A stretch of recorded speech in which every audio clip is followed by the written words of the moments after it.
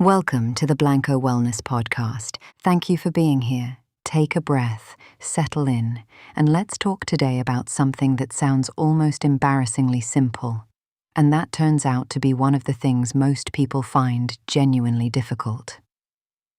When was the last time you did absolutely nothing? Not scrolling, not listening to something, not watching anything, not planning the next thing, or mentally working through a problem. Nothing. Just you, wherever you were, with no input arriving and no output being produced. For many people, the honest answer is that they cannot quite remember, not because they lack free time, but because free time has quietly become something to be filled. The moment any empty space appears, something rushes in to occupy it. A phone, a screen, a task that could technically wait, but feels wrong to leave undone.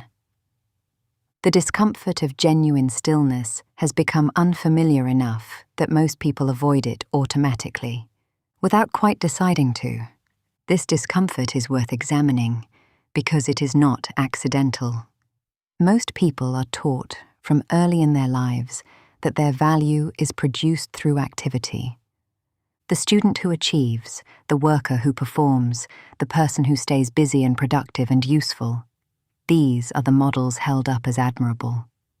What is never quite said out loud, but is communicated consistently through everything the culture rewards and ignores, is that simply existing, resting, being present without producing anything, carries a kind of implicit inadequacy. Rest becomes something that must be earned. Stillness becomes something that requires justification.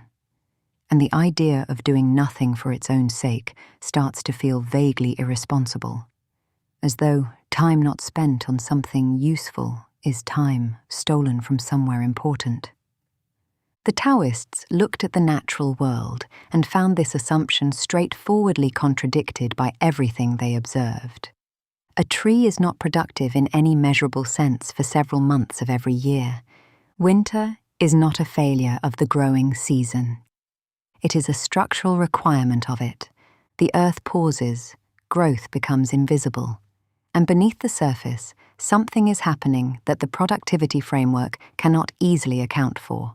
Restoration, preparation, the gathering of conditions that will make the next season's growth possible. Nature does not treat rest as the interruption of what matters. It treats rest as part of what matters, as built into the design rather than bolted on as compensation for effort. Think about the breath as the simplest possible demonstration of this. The inhale brings in what the body needs. The exhale releases what the body does not. Both are necessary. Neither is more virtuous than the other. A person who tried to live on inhale alone, always taking in, never releasing, perpetually filling and never emptying, would not survive very long. Yet many people structure their entire daily lives around the equivalent of permanent inhale. Always producing, always consuming, always in motion, always adding.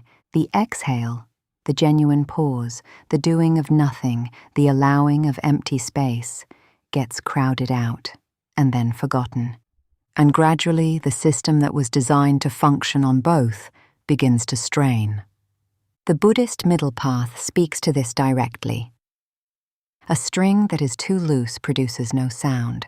A string that is too tightly wound breaks. The music lives in the calibrated tension between these two extremes, and maintaining that calibration requires attending to the string with genuine care rather than simply demanding performance from it indefinitely.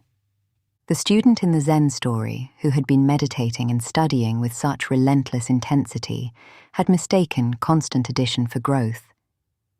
Sometimes growth requires the creation of space, not the filling of it. What can enter a full cup? What can emerge from a mind given no room to breathe? Think about where your best thinking tends to happen. For almost everyone, the answer is not at the desk during maximum effort. It is in the shower, on a walk, in the half-awake quiet of early morning before the day has made its first claim on attention. These are the moments when the pressure briefly releases, when the mind, not required to produce or perform or respond to anything, returns to what it does naturally when given room. Making connections. Surfacing what has been too busy to be heard.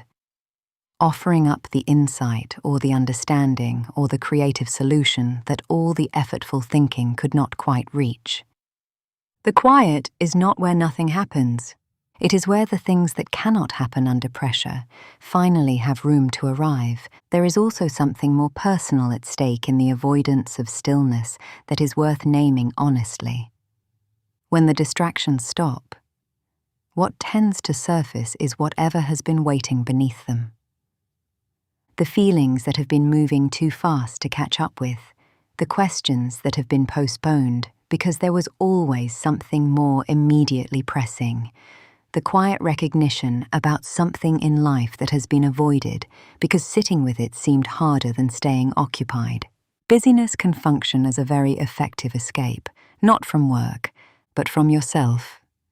Not because you have decided to avoid these things, but because the structure of perpetual activity makes the avoidance automatic.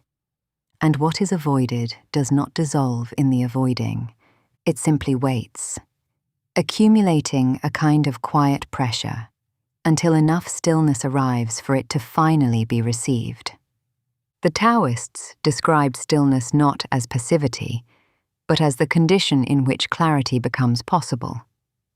Imagine a pond that is continuously stirred, the water churned, the sediment always suspended, the surface never settling.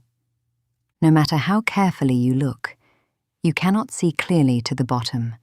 The moment the stirring stops, the water gradually settles, the sediment descends, and what was always there beneath the disturbance becomes visible.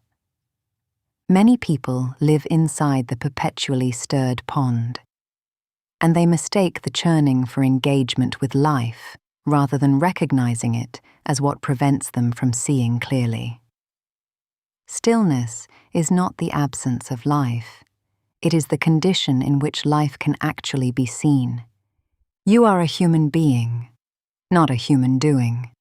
That phrase is so simple it is easy to dismiss, but it contains something worth taking seriously. Your worth exists independently of your output. It existed before the first thing you ever accomplished, and it will exist after the last. The compulsion to prove it through continuous activity is not evidence of its presence. It is often a sign that its presence has been forgotten, that somewhere along the way, being became confused with doing, and the doing has been running ever since to cover the confusion. As we close today, I want to leave you with something genuinely simple. At some point today, not tomorrow, not next week, find 10 minutes and do nothing with them.